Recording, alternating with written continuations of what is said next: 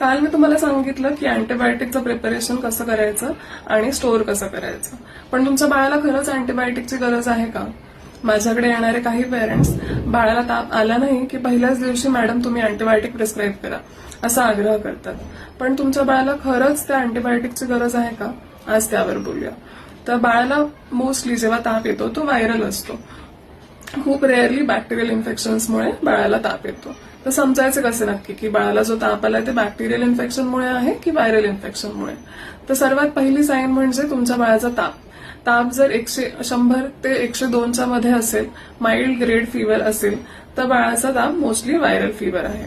त्यानंतर हा ताप जेव्हा उतरतो तेव्हा बाळाची ऍक्टिव्हिटी कशी आहे हे नोटीस करा.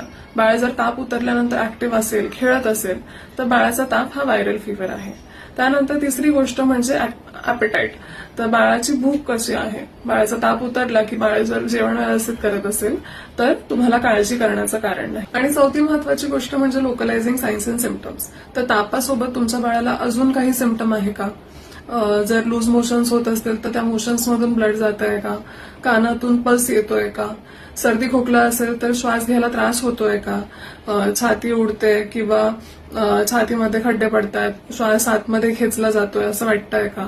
किंवा सू करताना बाळ रडतंय, सू मधून काही पिवळसर किंवा लालसर निघतंय असं जाणवतंय का?